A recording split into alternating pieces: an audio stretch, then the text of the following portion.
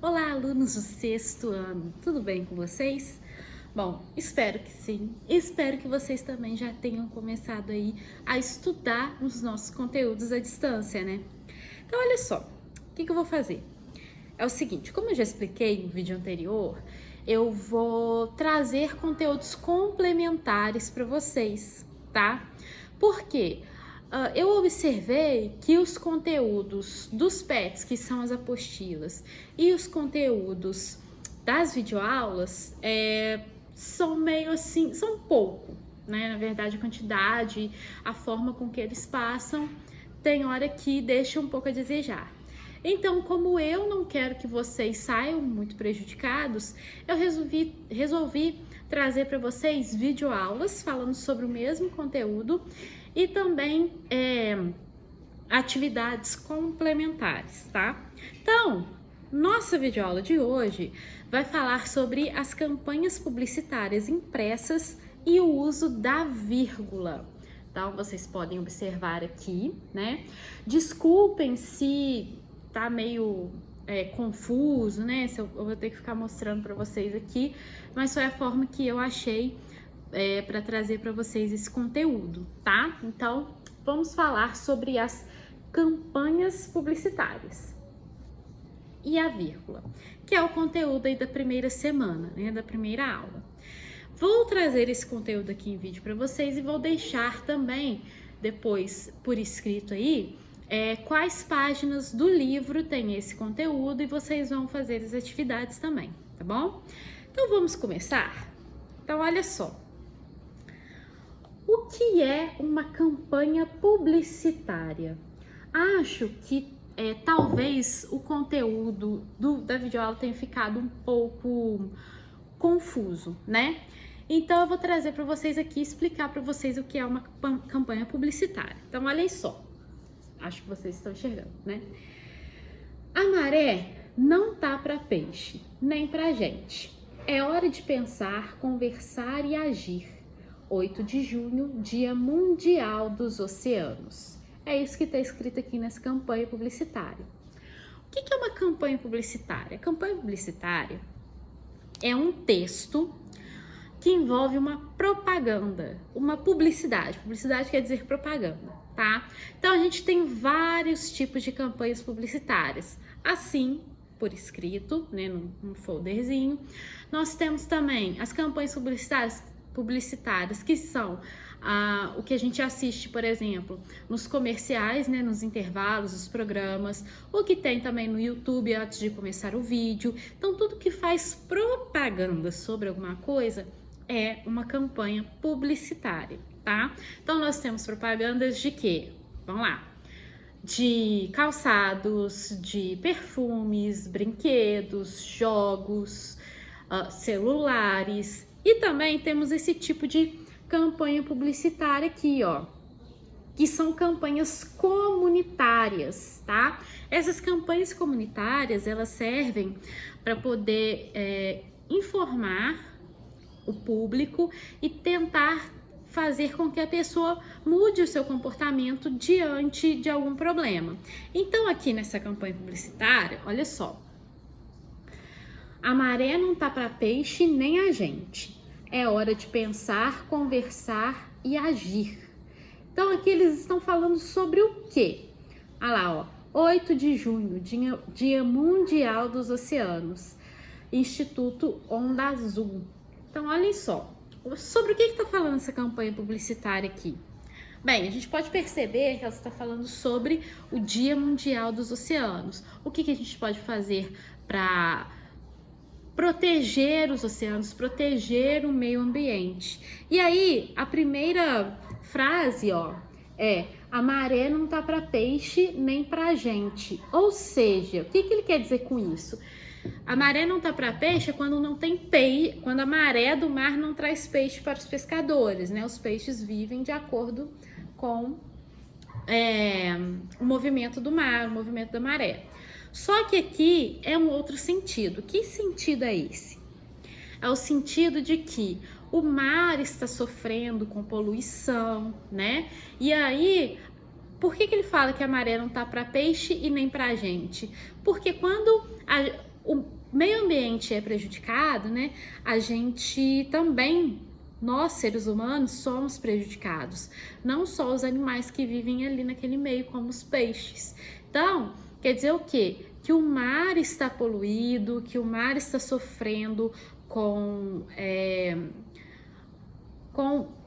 o homem, né, com a poluição que o homem leva para o mar. Então, quer dizer o quê? Que o mar não está bom para ser utilizado nem pelos peixes e nem pelos seres humanos. E aí, aqui abaixo, ó, tá assim: é hora de pensar, conversar e agir. Então, o que ele quer dizer com isso? Esse momento, né, esse dia 8 de junho, Dia Mundial dos Oceanos, é o momento da gente pensar o que está acontecendo, conversar com outras pessoas e agir, ou seja, encontrar formas de não prejudicar os oceanos e o meio ambiente, não é isso? Então, vamos agora observar o seguinte. Vamos lá. Deixa eu olhar aqui para ver se estou fazendo certo. Então, olha só. Toda campanha publicitária tem isso daqui, uma imagem, tá? Por que é importante a imagem? Para chamar a atenção do seu leitor, da pessoa que está assistindo a sua propaganda para aquele produto, né? Então, a imagem sempre chama a nossa atenção, primeiro que as letras, que as frases, que as palavras, certo? Então, toda campanha publicitária tem uma imagem que chame a atenção para aquilo que ela quer mostrar, ou um produto para vender, ou, igual aqui, uma ideia para defender, tá? Além da imagem, a gente tem também textos. E os textos são geralmente curtos, né? Estão vendo aí as setinhas, ó? A maré não tá para peixe e é hora de pensar, conversar e agir. O que acontece? Toda campanha publicitária, ela precisa ter um texto curto que chame a atenção de quem está olhando para essa campanha e que a pessoa leia e associe esse texto à imagem, né? Então, aqui tá falando, ó, que é hora de pensar, conversar e agir. E aí, a gente pode ver o quê? O mar na imagem e ali, ó, o tempo é hora de pensar, né? Então, a gente pode ver o relógio marcando essa hora de pensar. Então, toda campanha publicitária tem uma imagem que chame atenção, um texto curto e que chame a atenção da pessoa que está vendo a campanha publicitária, e esse texto tem que ter relação com a imagem, né? Então, a gente tem o que na imagem? O oceano e o relógio, ou seja, a maré não tá para peixe, está falando sobre o oceano, Dia Mundial dos Oceanos, e a gente vê uma imagem que da areia e lá atrás o mar. E na frente aqui à esquerda, a gente tem um relógio falando que é hora de pensar, né? O momento é agora. Por que o relógio tá ali? Para falar que a hora é agora, que a gente não pode mais esperar que essa situação dos oceanos piore, né? E por fim, pessoal, o que mais que a gente tem numa campanha publicitária? O órgão. O que é o órgão? É de onde está vindo essa campanha publicitária. Aqui, por exemplo, é o Instituto Onda Azul, tá? Por que eu peguei justamente essa imagem? Porque lá nos PETs e no vídeo, na videoaula, né, que o governo disponibilizou para vocês, eles utilizam... Ah, não, desculpa, ó, eu tô confundindo. Por que eu peguei esse Onda Azul? Esquece os PETs. Porque tem no livro de vocês, a atividade que vocês vão fazer é da mesma instituição. Então, só para poder vocês não ficarem muito perdidos. Eu queria conseguir aquela imagem que está no livro, mas infelizmente eu não achei, então eu peguei essa daqui, tá? Então, voltando à campanha publicitária. Então, nós temos aqui imagem, texto curto para chamar a atenção do leitor e o órgão, que é de onde saiu essa informação. Então, por exemplo, aqui é uma ONG, tá? Que protege os oceanos. Por exemplo, se eu estiver vendendo um tênis, vai ter ali a logomarca da loja. Vocês conhecem, por exemplo, a Netshoes, que é um N, né? Branco e o fundo roxo. Então, na propaganda da Netshoes vai ter o símbolo da Netshoes, o símbolo da Nike, por exemplo. Então, de onde está vindo essa propaganda, tá? Então, resumindo, uma campanha publicitária é aquela que faz uma propaganda, tá? Pode ser, igual a gente viu aqui, para chamar a atenção para proteger o meio ambiente ou chamar a atenção de alguma outra causa, por exemplo, maus tratos a animais, a crianças, a idosos, mulheres, tá? E a campanha publicitária também serve como propaganda de algum produto, como eu disse, tênis, jogos, roupas, o que mais?